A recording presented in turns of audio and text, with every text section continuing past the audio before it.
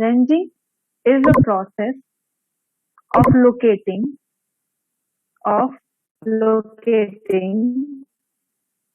number of points on a long survey line.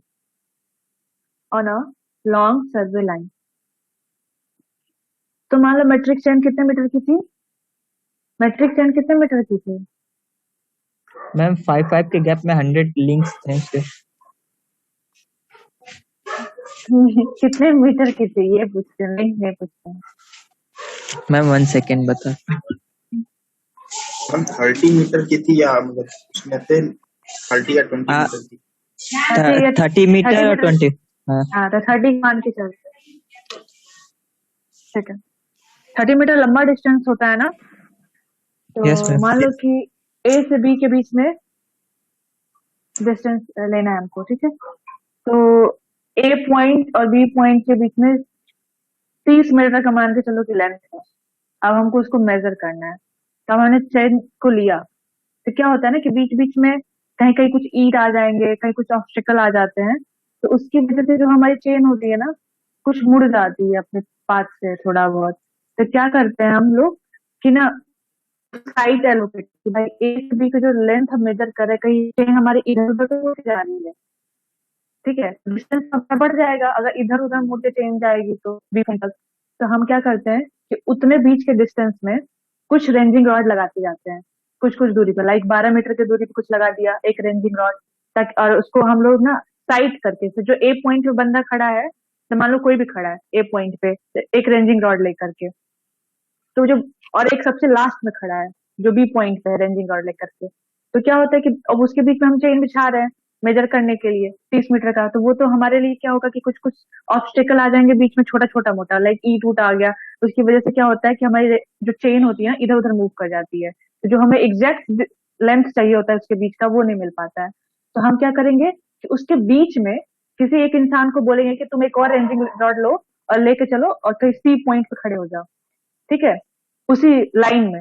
अब वो line कैसे पता चलेगा कि वो बंदा सही सीधा में खड़ा है या नहीं ए और बी के बीच में? तो जो ए पॉइंट पे इंसान खड़ा है वो क्या करेगा, उसको अलाइन करेगा, बी से देखते हुए उसको बोलेगा कि थोड़ा इधर आ, थोड़ा और इधर आओ, तो वो देखेगा कि हाँ अब ये इधर खड़ा हो चुका है हमारी साइड से, मेरी साइड से एकदम स्ट्रेट में खड़ा है। जो उधर बी वाला इंसान खड़ा है, अब वो उसको स्ट्रेट करेगा अपनी साइड से। तो जब दोनों अपनी तरफ से स्ट्रेट कर लेंगे तो वो जो है इंसान होगा ना, वो उसी लाइन के अलाइन में क्या हो जाएगा, सीधा हो जाएगा। उसके बाद से फिर हम उसी तरह कुछ 12 मीटर पे मैंने एक सी वाले बंदे को खड़ा करा दिया, उसके बाद से फिर 12 मीटर पे करा दिया एक और बंदे को खड़ा, तो हमारी क्या हो जाएगी, लाइन तो हो जाएगी सीधी। अब हम क्या करेंगे, वहां पे चेन बिछा देंगे। अब वो चेन बिछाएंगे तो ए से सी को जाएगी, सी से डी को जाएगी, फिर डी से बी को जाएगी, तो वो लाइन जो हो जाएगी वो तुम्हारी सीधी हो जाएगी। इसलिए रेंजिंग रॉड का यूज करते हैं, समझ गए? इसलिए मैंने लिखवाया है कि ranging is a process of locating a number of point on a long survey line. ठीक है, इतना समझ में आया? इतना समझ में आया? Yes ma'am. ओके, लिखो, उसी में लिखो, for this ranging rods are used to locate intermediate points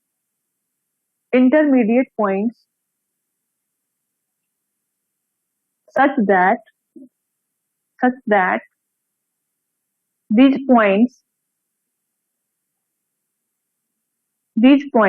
lie lie on the straight line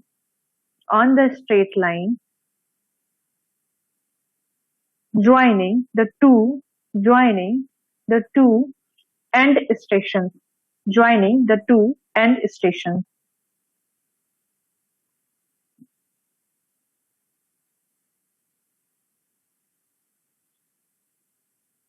हो गया?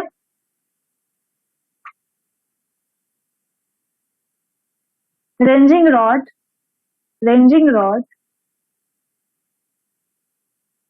of two lengths, ऐसे लिखो, ऐसे मत लिखना IS 2288 IS 2288 specify ranging rod of two lengths, first one हो जाएगा स्मॉल, सेकेंड वन हो जाएगा लार्ज, ठीक है, स्मॉल और लार्ज। स्मॉल रेंजिंग रॉड की जो तुम्हारी लेंथ हो जाएगी वो 2 मीटर, स्मॉल जहां लिखा है ना उसके आगे लिख दो लेंथ 2 मीटर, फिर कॉमा करके उसी के आगे लिखो 10 bands 10 bands of 200 mm each.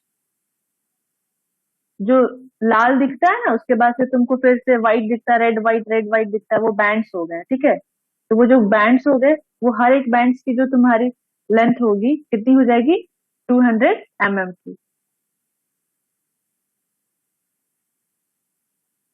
हो गया यस मैम। हाँ, लार्ज वाले में लिखो, लार्ज वाले का लेंथ लिखो 3 मीटर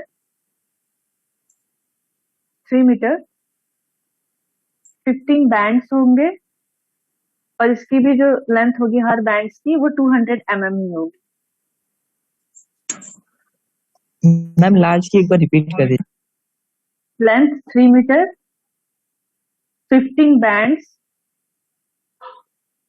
200 mm ईच, लेंथ जो होगी 200 mm होगी।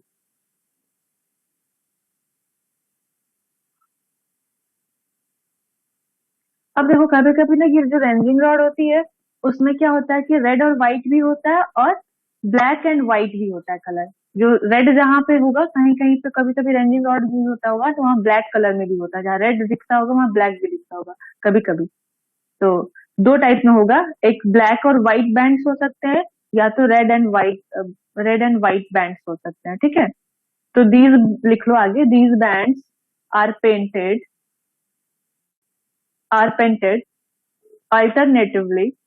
alternatively black and white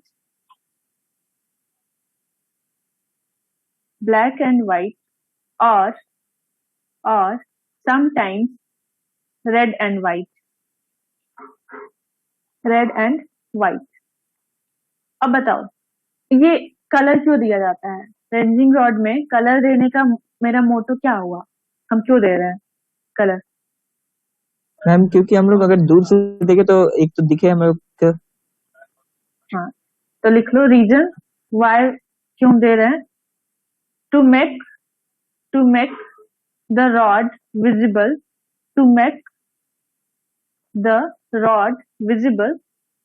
even from a long distance,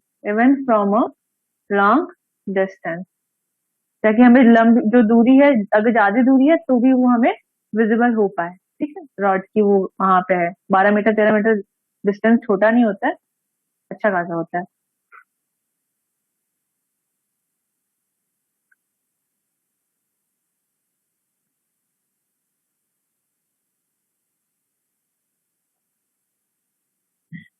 हो गया, इतना हो गया बेटा? Yes ma'am. ओके, आगे लिखो इसी में, when the distance is very large, then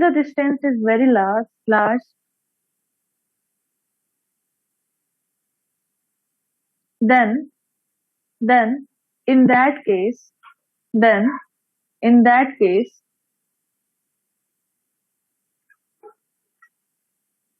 we use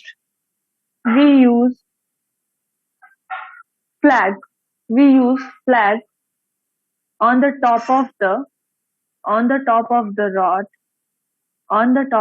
rod of size 250 mm into 500 mm, 250 mm into 500 mm।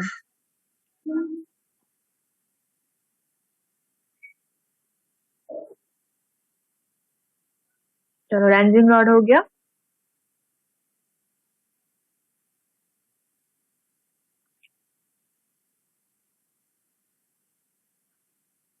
देखो जब भी हम सर्वे लाइन बोलेंगे ना, तो सर्वे लाइन समझ लेना कि जो एक्चुअल डिस्टेंस मेजर कर रहे हैं, लाइक ए से बी का जो जो मैं बोल रही हूँ, सीधा जो लाइन बोल रही हूँ, जहाँ पे हम सर्वे कर रहे हैं, स्ट्रेट लाइन वाली, वो तुमको बोल रही हूँ कि वो सर्वे लाइन है। अब सर्वे लाइन के लेफ्ट या राइट साइड में कभी कभी क्या होता है, कुछ मेजरमेंट करने होते हैं कि कितने दूरी पे कोई ट्री है, ठीक है। तो जब भी हम परपेंडिकुलरली सर्वे लाइन से परपेंडिकुलरली लेफ्ट या राइट साइड में डिस्टेंस लेते हैं, परपेंडिकुलरली हमेशा याद रखना, जब नॉर्मल मतलब परपेंडिकुलर जब हम डिस्टेंस लेंगे लेफ्ट या राइट साइड में, तो जो भी ऑब्स्टेकल, जो भी वहां पे थिंग्स होंगे या ऑब्जेक्ट्स होंगे, और उसका जो डिस्टेंस वहां से लेंगे हम अपनी सर्वे लाइन से जो लेंगे उसका डिस्टेंस लेफ्ट या राइट साइड में, वो तुम्हारा हो जाएगा ऑफसेट। क्या हो जाएगा? वो ऑफसेट होता है। तो एक ना टर्म जो होगा, जो हम वो पढ़ा रहे थे, चेक लाइन, टाई लाइन, उसमें एक ऑफसेट भी ऐड कर लेना, लिख लेना वहां पे ऑफसेट करके, वो मैं भूल गई थी लिखवाना तुम लोग को। मैम कहाँ पे मैम? लिखो ऑफसेट, वहां ऑफसेट करके लिख लेना, या अब नहीं जगह, जब चेक लाइन ये टाई लाइन पढ़ा रहे थे ना यस मैम। मेन स्टेशन, हाँ उसी में ऑफसेट करके लिख लो। अगर वहां नहीं होगा तो नोट करके आगे ही लिख लो ऑफसेट क्या होता है। लिखो these are the lateral distance, these are the lateral, lateral मतलब परपेंडिकुलर, लिख लो these are the perpendicular distance या lateral distance measured measured from the survey line, from the survey line, जो एक्चुअल लाइन है वो जहाँ पे हम मेजर कर रहे हैं वो तुम्हारी सर्वे लाइन हो जाएगी। From the survey line in order to locate, in order to locate, in order to locate different features, different features in our survey area, in our survey area।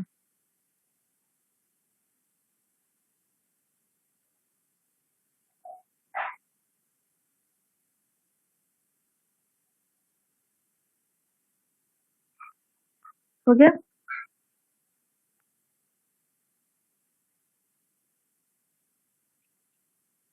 Okay फिर से बोल दो, लिख लो these are the lateral distance measured from the survey line, from the survey line in order to locate the different features, the different features in our survey area, in our survey area। Okay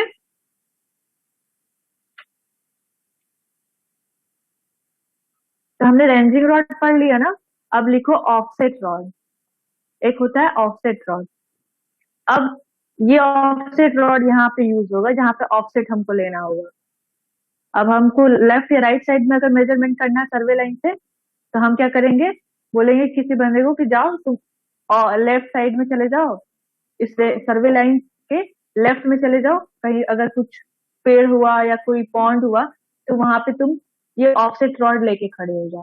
तो ये offset rod वहां use होता है, ठीक है। तो offset rod, offset measurement करने के लिए ऑफसेट रॉड यूज करेंगे, और जो हमारी सर्वे लाइन होगी उसमें अगर मेजरमेंट करना है तो वहां के लिए हम रेंजिंग रॉड यूज करेंगे, ठीक है।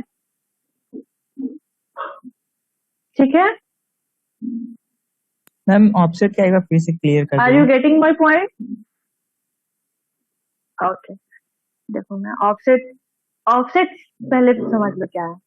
सर्वे लाइन, मैं वो उस लाइन को बोल रही हूँ जो एक्चुअल लाइन मेजरमेंट कर रहे हैं, लाइक ए से बी के बीच, ए से बी मतलब एक स्ट्रेट लाइन है, हम बोल रहे हैं कि ये तुम्हारा एक सर्वे लाइन हो गया, हमने यहाँ पे ही चेन बिछा लिया है, तो ये तुम्हारा सर्वे हो गया, सर्वे लाइन हो गया।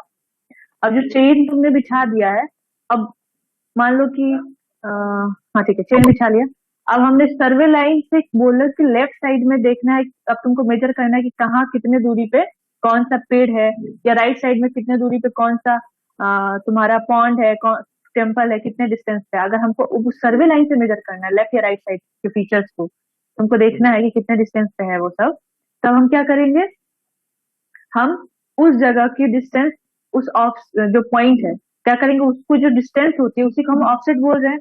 बट वो ऑफसेट क्या होगा, परपेंडिकुलर होना चाहिए। ऑफसेट क्या होना चाहिए, परपेंडिकुलर होना चाहिए। तो जो भी हम सर्वे लाइन से क्या करूंगी कि जब हमको परपेंडिकुलर कोई डिस्टेंस लेफ्ट या राइट साइड में लेनी होगी और हमको कोई फीचर एलोकेट करना है कि हाँ भाई वहां पे पॉन्ड है, वहां पे मेरा कोई रिवर है, पॉन्ड है, टेम्पल है, तो मैं क्या बोलूंगी कि किसी एक इंसान को बोलूंगी कि तुम काम करो, एक ऑफसेट रॉड ले जाओ वहां पे, उस फीचर्स की जगह पे, वहां पे तुम खड़े रहो लेकर के, मैं वो डिस्टेंस वहां से टेप के थ्रू मेजर कर लूंगी।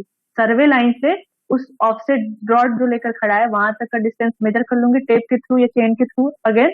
और फिर मैं बता दूंगी अपने कॉपी में कि इतने डिस्टेंस पे हमारी सर्वे लाइन से परपेंडिकुलरली वो क्या है, एक ऑब्स्टेकल है, मतलब कोई फीचर्स वहां पे है। तो ये एलोकेट करने के लिए, तो वही परपेंडिकुलर जो तुम मेजरमेंट ले रहे हो अपने सर्वे लाइन लेफ्ट साइड और राइट साइड, वो क्या हो जाएगा, ऑफसेट होगा। और ऑफसेट डिस्टेंस मेजर करने के लिए हम क्या लेंगे, ऑफसेट रॉड।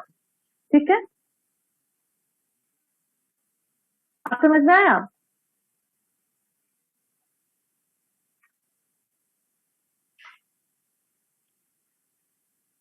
हम्म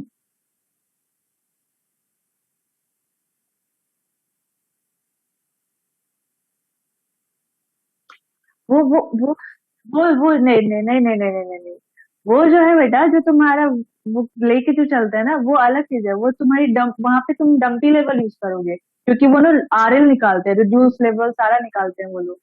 ठीक है, तो वो चीज नहीं है, अभी मैं वो नहीं पढ़ा रही हूँ। ये तुम्हारा normal normal horizontal distances measure हो रही है। वहां पे क्या होता है, उनको हॉरिजॉन्टल लेंथ, एंगुलर एंगुलर जो होती है मेजरमेंट, सब उसमें मेजर करना होता है। तो इसके लिए वो लोग डंपी लेवल या थ्योडोलाइट यूज करते हैं। वो अभी मत जाओ वहां पे, अभी वहां पे मत जाओ, यहाँ सिंपल चीजें बता रही हूँ मैं, सिंपल चीजें। किसकी, ऑफसेट, OFFSET,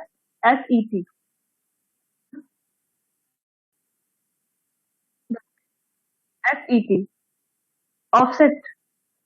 ठीक है, अब देखो तुम लोग को ऑफसेट समझ में आ रहा है या नहीं आ रहा है, इतना बताओ। नॉर्मल सी बात है, एक सीधा लाइन खींचो ना, ए से बी सीधा लाइन खींच लो अपने पास। ठीक है, उसके लेफ्ट साइड में परपेंडिकुलर, वो जो ए से बी लिया है ना, उसी के परपेंडिकुलर को एक लाइन खींच लो लेफ्ट साइड में, राइट साइड में। और मान लो कि वो जहां तक लाइन खींचा वहां पे कोई एक पॉइंट बना दो। वो डिस्टेंस ही जो तुम्हारी परपेंडिकुलर डिस्टेंस जा रही है ना, वही तुम्हारी ऑफसेट हो जाती है, नॉर्मल जो डिस्टेंस जाती है। और उस जगह का मेजरमेंट करने के लिए हम क्या कर लेंगे, ऑफसेट रॉड लगा देते हैं वहां पे, ले जाके बोलेंगे कि वो पॉइंट के सामने तुम ऑफसेट रॉड लेके खड़े हो जाओ ना, वहां मैं डिस्टेंस मेजर कर लूंगी। इतना समझ में आया। अब ये मत बोलना कि मैम जब वहां पे पॉइंट है तो हम क्यों पॉइंट की जगह पे रॉड लेके खड़े हो रहे हैं, क्योंकि बेटा वो तुम ना जब मेजर करने लगोगे ना तो कहीं इधर उधर कर लोगे। इसलिए हम एग्जैक्ट एक पॉइंट खड़ा कर लेते हैं ना, ताकि हमको पता चल जाए कि हमको बस उतने से उतने डिस्टेंस का ही मेजर लेना है। तो हमको पता चल जाए कि इतने पॉइंट पे आके हम यहाँ डिस्टेंस मेजर कर लिया, हमको पता चल गया कि यहाँ पे ही पॉइंट है। समझ रहे हो। और कभी कभी बीच में क्या बोल रहा था मैंने, कुछ कुछ ऑब्स्टेकल आ जाते हैं छोटे मोटे ईट वुड, तो उसको अवॉइड करने के लिए कि हमको सीधे डिस्टेंस मिल जाए। तो मान लो कि अगर वो हमारे सर्वे लाइन से ही अगर वो मेरा 30 मीटर के डिस्टेंस पे है, तो हमको तो बीच बीच में ऑफसेट रॉड लेना ही पड़ेगा, क्योंकि हम एग्जैक्टली सीधे अब चेन बिछा के वहां तक फिर ले जाऊंगी तो वो हमें सही डिस्टेंस तो देगा नहीं। तो बीच बीच में हमें ऑफसेट लेके उसको अलाइन करना पड़ेगा फिर से, जैसे मैंने अभी बताया था ना, सीधा में कैसे अलाइन कर रहे थे, वैसे ही हम ऑफसेट वाले टाइम पे अलाइन कर लेंगे। ये होता है। अगर ये नहीं भी होता ना तो एक और इंस्ट्रूमेंट यूज होता है, वो मैं आगे बताऊंगी। अभी पहले इतना समझ लो कि ऑफसेट क्या है, ऑफसेट रॉड क्यों यूज हो रहा है। इतना समझ में आ गया ना, ऑफसेट क्या है, ऑफसेट रॉड क्यों यूज कर रहा है, इतना समझ में आ गया। मेरे मम्मी पापा को समझ में आ गया। चलो लिख ले इसके बारे में। Yes, ma'am. देखो, these are used to these are used to set out. These are used to set out offset line at right angle to the survey line lines, and also for measuring small offsets.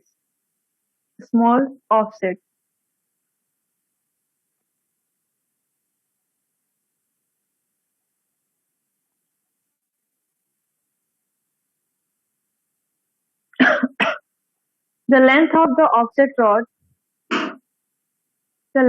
offset rod is usually 3 meters.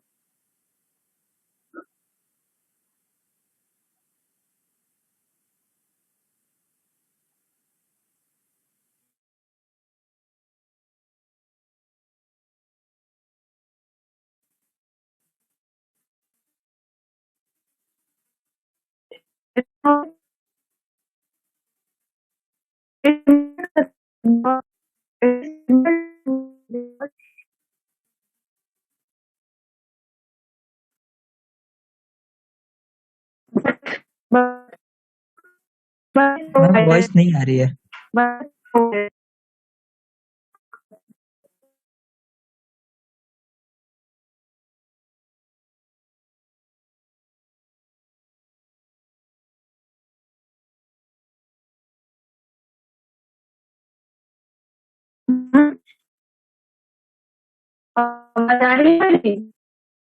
नहीं ma'am, वही फिर clear नहीं आ रही है, cut के।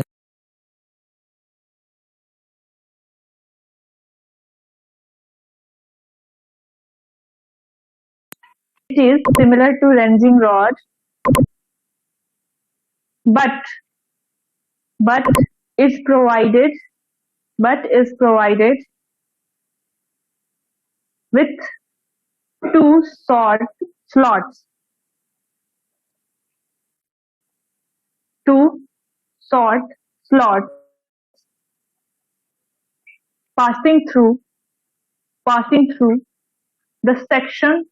passing through the section of the rod,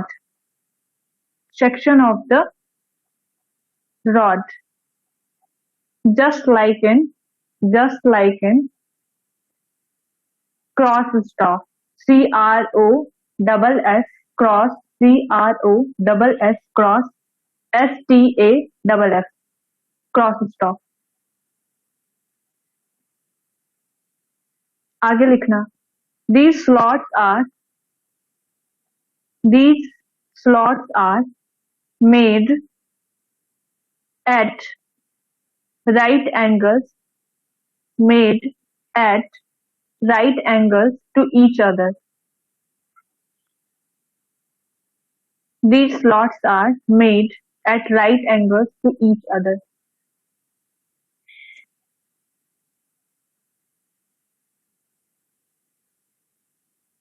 आगे उसी में लिखो, the offset line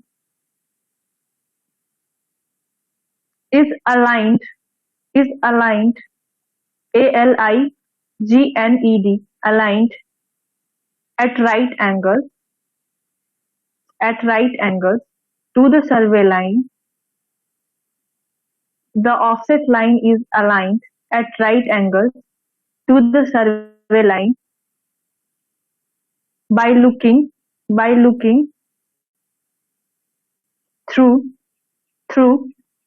the two slots. Looking through the two slots. तो जो रॉड है ना, इसके ही रॉड पे ही किसी भी एक जगह पे क्या होता है ना, एक स्लॉट बना होता है। अब उसमें क्या होता है, ऐसा बना होता है कि हम उसमें आर पार देख सके। तो क्या होता है, दो स्लॉट होता है, दोनों स्लॉट जो होता है परपेंडिकुलर होता है एक दूसरे के, ठीक है। तो उसमें क्या उसका यूज क्यों करेंगे हम, एक साइड से हम क्या करेंगे, वहां पे जो जो इंसान लेके ऑफसेट रॉड खड़ा है, ऑफसेट वाले जगह पे, ठीक है, ऑफसेट लाइन वाले लाइन पे जो इंसान खड़ा है ऑफसेट रॉड लेकर के, वो क्या करेगा, उस स्लॉट से देखेगा, उस स्लॉट्स में से देखेगा कि हमारा स्ट्रेटली क्या हो रहा है। वो जो सर्वे लाइन पे एक रॉड खड़ी है, सर्वे लाइन पे भी एक रॉड खड़ी रहेगी। मान लो कि ए और बी के बीच में हमने एक सर्वे लाइन बना लिया, उसी लाइन पे एक सी पॉइंट ले लिया, ठीक है। अब सी पॉइंट से परपेंडिकुलर डिस्टेंस पे हमें लेफ्ट साइड में एक ऑफसेट लाइन लेना है। तो सी पॉइंट से मैंने परपेंडिकुलर लेफ्ट डिस्टेंस में बोला कि तुम एक चले जाओ, लाइक मैंने भूपेंद्र को बोल दिया कि भूपेंद्र तुम चले जाओ लेफ्ट साइड में, अब इस सी पॉइंट से। तो वो जाके लेफ्ट साइड में एक डी पॉइंट पे जहाँ पे पॉन्ड है वहां पे ले जाकर ऑफसेट रॉड लेकर के खड़ा हो गया, ठीक। तो अब हमें देखना है कि वो सी से परपेंडिकुलर डिस्टेंस पे गया भी है या नहीं, ठीक है। तो अब हम क्या करेंगे, वो स्लॉट में, वहां पे एक स्लॉट बना रहता है उस ऑफसेट रॉड में, तो वहां पे जो भूपेंद्र खड़ा रहेगा वो क्या करेगा, उस स्लॉट से देखना स्टार्ट करेगा। और जैसे जैसे क्या बोलेगा कि अगर वो सी वाले पे लाइक अमन खड़ा है, तो अमन को बोलेगा कि नहीं नहीं अभी तुम स्ट्रेट नहीं हो, और इधर आओ, लेफ्ट में आओ या राइट में आओ, उसको बोलेगा, ठीक है। तो वो जैसे जैसे उसको जब तक परपेंडिकुलर ना ला दे, मतलब अपने स्ट्रेट स्ट्रेट में ना ला दे, तब तक वो क्या बोलता रहेगा, उसको लेफ्ट या राइट मूव करो। जैसे ही वो उसके स्ट्रेट में आ जाएगा तो वो उसको स्टॉप कर देगा वहां पे। तो ये जो है तुम्हारा ऑफसेट लाइन, ऑफसेट जो है, ऑफसेट लाइन को राइट एंगल पे सर्वे लाइन को बनाने के लिए हम क्या कर रहे हैं, इस टू स्लॉट्स का यूज कर रहे हैं। तो जो स्लॉट्स है ना, वो क्यों यूज हो रहा है, क्यों यूज हो रहा है, बताओ स्लॉट्स क्यों यूज हो रहा है, लिखवा भी दिया है मैंने। These ma'am right slots R angle. Made, हाँ, राइट एंगल लेने के लिए। इतना समझ में आ गया ना कि स्लॉट होता है, तो ये डिफरेंस है। अगर कोई पूछे रेंजिंग रॉड और ऑफसेट रॉड में क्या डिफरेंस है, तो ये बस मत बोल देना कि फ्लैग होता है एक में फ्लैग नहीं होता है, वो गलत चीज है। फ्लैग दोनों में भी नहीं देखने को मिलेगा तुमको कभी कभी, तो ठीक है। फ्लैग का क्राइटेरिया भी बताया ना कि जब डिस्टेंस बहुत ज्यादा लंबी हो जाती है तो हम फ्लैग लगाते हैं, वो लग के नहीं आता है, तब हम फ्लैग लगा देते हैं उसमें इतना डायमेंशन का, ठीक है। बट ऑफसेट रॉड और रेंजिंग रॉड में जो डिफरेंस है ना, वो स्लॉट का डिफरेंस है। रेंजिंग रॉड में कोई स्लॉट नहीं होता है, वो बाई मैनुअल तुम इंसान को क्या करोगे, अलाइन करते हो। बट इसमें क्या होता है, एग्जैक्टली कर लेते हो, क्योंकि इसमें एक स्लॉट लगा हुआ है जो तुम्हें राइट एंगल डिसाइड करने में हेल्प करता है, ठीक है। ये चीजें होगी क्लियर, ऑफसेट और रेंजिंग रॉड। अब लिखो पेग, PEGS, पेग्स।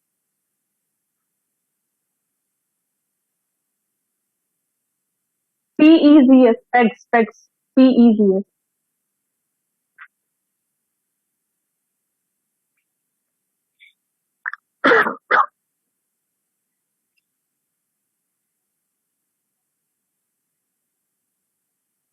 लिख लो पहले, तब हम समझाएंगे। Pegs are used to, pegs are used to mark mark the survey station. Pegs are used to mark the survey station and end points of the survey line, and end points of the survey line on the ground, and end points of the survey lines on the ground.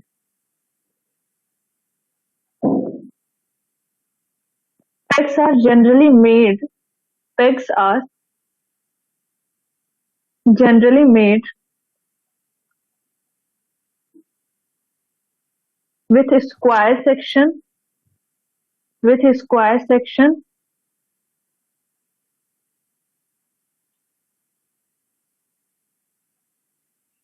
and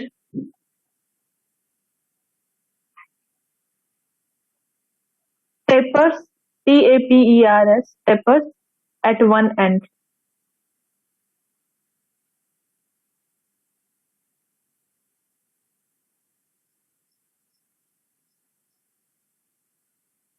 that means cone size का होता है, कोन type का देखने को मिलेगा। देखो, या तो rectangular section, sorry square section होगा, और या तो कभी कभी क्या होता है किसी केस में टेपर्स एक साइड में देखने को मिलता है। वो छोड़ो, टेपर्स का छोड़ो, इसका यूज क्यों होता है वो देख जाने की कोशिश करो। जैसे मान लिया मेरे पास 5 ही रेंजिंग रॉड है, ठीक है। अब मुझे लंबा मतलब डिस्टेंस बहुत सारा है। जैसे मान लो कल जो इमेज भेजा था मैंने, उसमें main station A B C D E था ना, ठीक है। उसके बाद से अंदर की तरफ भी कुछ कुछ मेजर करना था। तो अब देखो क्या करना है, A से B के बीच का डिस्टेंस ले रहे हैं हम। तो क्या हुआ कि मेरे पास उस टाइम पे मेरे पास 2 ही रेंजिंग रॉड है।